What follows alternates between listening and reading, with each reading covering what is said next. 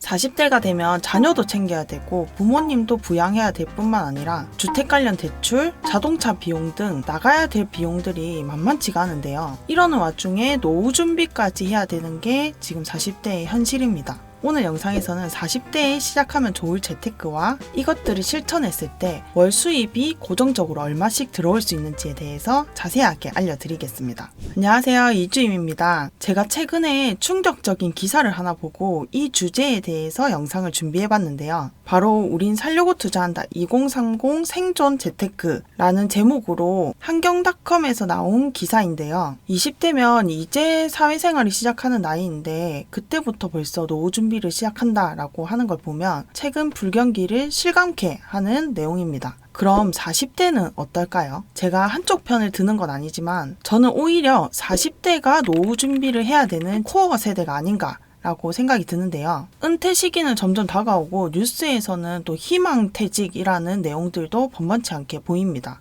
그리고 아이는 또 자라고 부모님은 또 늙어가고 그러는 와중에 집값은 계속 또 우상향을 하니까 근로 외에 소득을 창출해야 되는 건 좀 필수인 세대가 왔죠. 그런데 아무래도 퇴근하고 집에 가서 뭔가 내가 다른 부수입을 만들려고 한다 하더라도 막상 또 집에 가면 누워서 막 유튜브 보고 있다가 잠들고 이런 일상들이 반복된단 말이죠. 그래서 오늘 제가 준비한 내용은 너무 허황된 정보 말고 실제로 나의 소득과 비교를 해보면서 앞으로 나는 어떤 투자를 해야지 좋을지, 그래서 나는 어떻게 자금을 운영할지에 대한 가이드라인을 좀 세워드리려고 합니다. 그럼 지금부터 좀 자세하게 설명을 드릴게요. 국세청 사이트의 국세 통계 포털에 따르면 경기권에 거주하는 40대 남성의 기준 중위소득은 약 5,800만 원, 여성은 3,300만 원 정도로 나타납니다. 성비 간의 소득 격차가 다소 있는 편인데 우리가 SNS에서 보는 흔히 과장된 소득 수준보다는 훨씬 현실적인 수치 같아요. 만약 40대 부부가 맞벌이를 하고 있는 상황이다라고 가정을 하고 지금부터 본격적으로 재테크 플랜을 세워보도록 하겠습니다. 먼저 시작하기 전에 실제 은퇴자들이 은퇴를 하고 난 이후에 월 생활비는 어느 정도로 쓰고 있는지부터 살펴보도록 할게요. 2023년 KB금융지주 경영연구소에 따르면 1인 가구의 최소 생활비는 299만 원, 부부 가구의 최대 생활비는 366만 원이라고 해요. 하지만 은퇴 후에 문화생활도 즐기고 여행도 막 다니고 하려면 실질적으로는 부부 합산해서 한 500만 원 정도는 최소 있어야 되지 않을까 싶은데요. 여러분들의 생각은 어떠신가요? 그래서 오늘 영상에서는 부부 합산해서 은퇴 후에 매달 500만 원씩 받을 수 있는 플랜을 세워보도록 하겠습니다. 우선 첫 번째 단계는 국민연금입니다. 국민연금은 4대 보험이 가입된 퇴사를 재직 중인 직장인이다 하면 매달 이 회사랑 개인이랑 절반씩 부담을 하는 자동적으로 빠지는 연금 제도인데요. 매달 월급에서 자동적으로 빠지기 때문에 우리가 따로 챙겨야 될 건 없어요. 그냥 직장만 계속 다니고 재직만 유지하게 된다면 자동적으로 빠지는 연금입니다. 그렇다면 이 부부가 중위소득 기준으로 30년 동안 국민연금을 계속 유지했다라고 가정을 해볼게요. 이 경우에 예상 수령액은 남성 기준으로는 월 115만 원, 여성 기준으로는 81만 원이어서 둘이 다 합치면 196만 원이 연금으로 따박따박 나오게 되는 거죠. 국민연금은 소득활동을 할 때 동안 자동적으로 준비가 되고 물가 상승률까지 반영돼서 사망할 때까지 나오게 되는 거예요. 그렇기 때문에 노후 현금 흐름의 가장 기본이고 바탕이 되는 자산이 됩니다. 자, 그러면 이 부부한테는 월 200만 원씩 나오는 고정 수익이 생겼습니다. 그 다음 단계는 어떤 걸 준비하면 더 좋을까요? 두 번째는 개인연금을 추천드리고 싶어요. 개인연금은 다른 재테크 상품보다도 비교적 안정적이고 그리고 납입기간과 수령기간을 적절하게 좀 잘 설계를 하게 된다면 다른 어떠한 것보다도 정말 효과적으로 우리가 수령을 할 수 있게 되는 재테크 방법 중에 하나입니다. 이번에도 앞에서 말했던 이 부부를 기준으로 할 건데요. 연봉 3,300만 원, 그리고 남자는 5,800만 원 기준으로 한번 가정을 해볼게요. 이 부부가 매달 20만 원씩 개인연금을 납부를 했다고 해요. 납입기간은 20년으로 기간을 정했고 수익률은 상품에 따라서 조금씩 차이가 나는데요. 그래도 좀 안정적인 상품을 기준으로 했을 때 3%대입니다.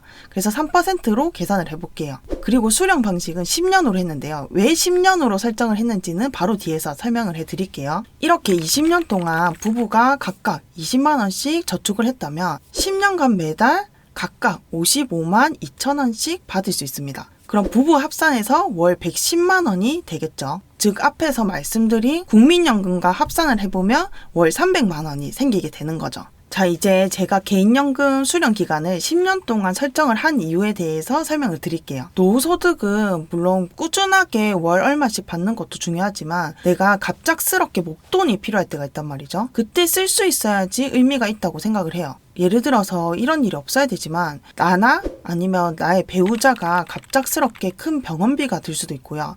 그리고 부모님이 또 갑자기 큰 병원비가 필요할 수도 있겠죠. 이럴 때는 당장 쓸 수 있는 큰 목돈이 필요할 겁니다. 그래서 저는 이 간병 시점이나 예상치 못한 위기 상황이 일어났을 때 그럴 때 고려해서 연금을 이 기간형 목돈처럼 사용하기 위해서 이 10년짜리 수령 구조로 설계를 한 거예요.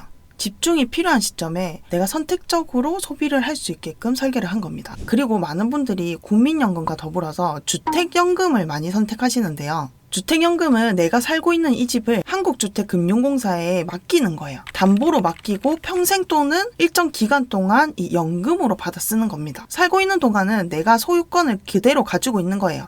그런데 사망했을 후에는 이 주택금융공사에서 그 집을 처분하는 방식으로 이루어집니다. 가입 조건은 부부 중에 한 명이라도 만 55세 이상이어야 되고요. 그리고 1주택자이거나 아니면 부부 합산 주택 가격이 9억 이하여야 돼요. 우리가 또 가정을 해볼 건데 수령 방법은 가장 많이 선택하시는 종신지급형으로 선택을 할 거고요. 기준이 되는 주택가액은 2025년 1월 기준으로 전국 민간 아파트 평균 분양가인 4억 8,400만 원으로 기준을 잡을 겁니다. 여기서 좀 더 현실적인 예측을 위해서 15년 뒤에 이 아파트 가격이 6억 정도 올랐다라고 볼게요. 그리고 연금 수령 시기를 만 60세로 설정을 하게 된다면 이 60세부터 월 120만 원씩 연금을 받을 수 있습니다. 자, 지금까지 말씀드렸던 국민연금, 개인연금, 주택연금까지 다 합쳐지면 월 420만 원의 노후자금을 마련할 수 있게 되는데요. 그럼 정확하게 나는 얼마의 주택연금을 받을 수 있냐라고 좀 계산을 해보고 싶은 분들이 계실 거란 말이죠.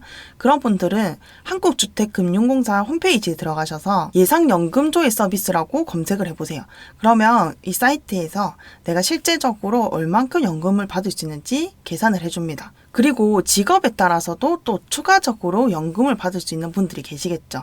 공무원 연금, 군인 연금, 사학연금 이런 걸 받을 수 있는 분들이라면 제가 앞에서 말씀드렸던 연금보다도 훨씬 더 많은 연금을 받으실 수 있으실 겁니다. 그럼 나는 직업이 뭐 공무원도 아니고 군인도 아니다 라고 하시는 분들은 여기서 끝일까요? 좀 더 추가적으로 재테크를 하셔야 되겠죠. 가장 대표적으로 제가 좀 추천을 드리고 싶은 재테크는 미국 주식 투자입니다. 제가 미국 주식을 추천드리는 이유는 미국은 자본시장에 대한 규제와 처벌이 훨씬 더 강력하고 실질적인데요. 예를 들어서 분식회계나 주가 조작 같은 혐의가 발탁이 되면 미국 같은 경우는 최대 징역 20년까지 선고가 되고요. 그리고 상장 폐지까지 가능합니다. 그런데 우리나라 같은 경우는 집행유예에서 끝나는 경우가 많아요. 상장 폐지까지 이어지는 건 좀 흔치 않은 일이죠. 이러한 차이 때문에 미국 주식 투자가 훨씬 우리나라보다는 좀 더 안정적이다라고 생각이 들고요. 장기적으로 봤을 때도 이 미국 주식 시장이 훨씬 더 안정적이고 가능성이 크다라고 생각이 듭니다. 물론 해외 주식은 이 개장 시간도 다르기도 하고 이 환율에 대한 리스크도 있기도 해요. 하지만 이 거시적인 관점으로 봤을 때는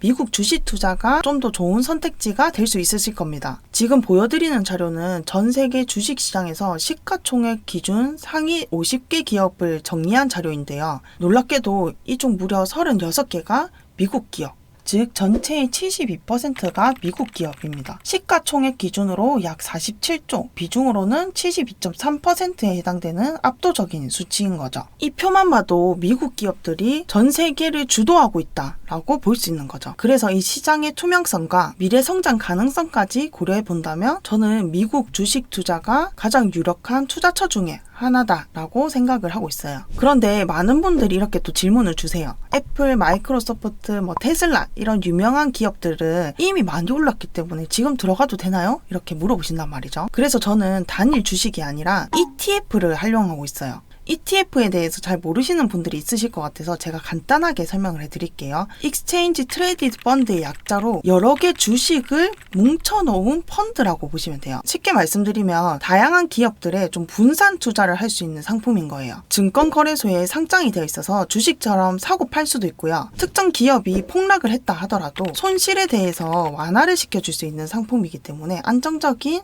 투자 방법이 될 수 있어요. 제가 이 ETF를 선택한 이유는 망했다고 해서 제 자산이 다 무너지는 게 아니에요. 그래서 이 안정적이라는 게 가장 큰 메리트로 다가왔었습니다. 그럼 이쯤에서 궁금해하실 미국 대표적인 ETF 상품들의 연수익률은 어떻게 되는지 같이 살펴볼게요. 최근 10년 기준으로 가장 높은 수익률을 기록한 ETF는 바로 QQQ입니다.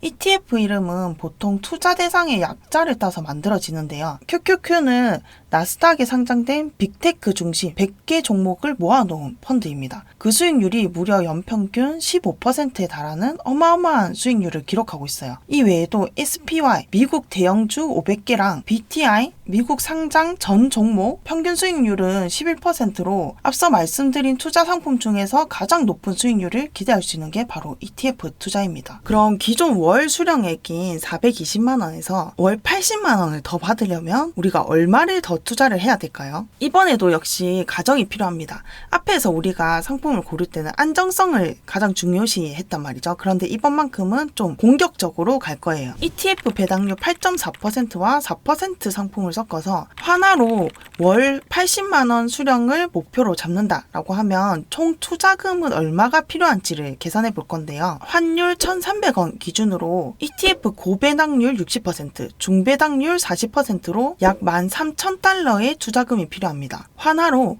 약 1억 6,900만 원 정도가 필요한 거죠. 이제 세금 얘기도 잠시 해볼게요. 해외 ETF 투자를 하면 이 세금은 얼마나 나올지 좀 궁금하시죠? 보통 국내 증권사에서 자동적으로 원천 징수를 하고 연말에 소득공제 대상에 따라서 이 신고를 하면 되는데요. 해외 배당금이 연 2천만 원 이하다라고 하면 종합과세 대상에서 제외돼요. 그래서 연말정산 때도 따로 크게 신경 쓰실 필요가 없습니다. 자, 그러면 여기까지 준비가 됐다라고 하면 은퇴 후에는 우리가 월 500만 원씩 따박따박 받을 수 있게 된 겁니다. 그럼 역으로 생각했을 때 우리가 이렇게 월 500만 원씩 받기 위해서는 총 투자금은 얼마가 필요한지를 한번 살펴볼 건데요. 첫 번째로 우리가 살펴봤던 국민연금은 우리가 따로 크게 신경 쓸 게 없었죠.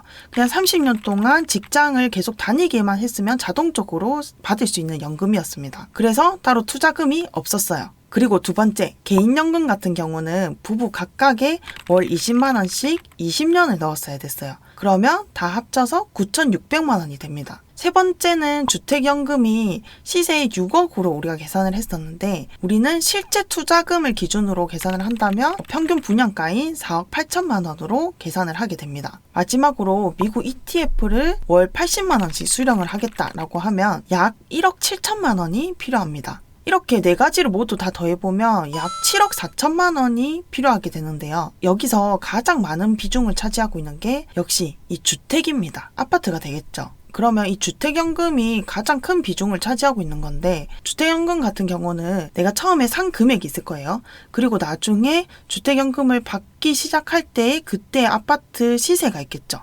그 차액이 얼마나 벌어져 있냐가 가장 큰 관건이 될 겁니다. 그러면 우리가 아무 아파트나 매수를 하면 안 되겠죠. 그 아파트가 저평가 아파트인지 아닌지를 구분하실 수 있으셔야 됩니다. 내가 저평가 아파트를 구분할지 모른다라고 하시면 시세보다 최소 1억, 2억은 좀 싸게 낙찰을 받는 방법도 고려해 볼 수 있을 거예요. 마지막으로 꼭 드리고 싶은 말씀이 있는데요. 노후에 대해서 너무 강박관념을 가지지 않으셨으면 좋겠어요. 국민연금, 개인연금, 주택연금 이 세 가지만 준비하셔도 우리가 살아갈 수 있단 말이죠. 40대는 지금 가지고 있는 자산을 지키고 그리고 이 자산을 점점 더 효율적으로 불릴 수 있는 시기가 돼야 됩니다. 그렇기 때문에 꼭 앞에서 제가 말씀드린 이 방법만 고집하지 마시고 이 자산을 좀 더 효과적으로 어떻게 더 증축을 시킬 건지에 대해서 좀 더 고민을 해보시는 것도 추천드릴게요. 이미 제 채널에서는 지금 가지고 있는 자산을 어떻게 점점 더 불릴 수 있는지에 대해서 자세하게 설명을 드리고 있단 말이죠. 너무 급하게 생각하지 마시고 결국엔 올바른 방향으로 가기만 하면 된다라고 생각을 하시고 나에게 맞는 방법을 좀 연구해 보시면서 자산을 증축하시길 바랄게요.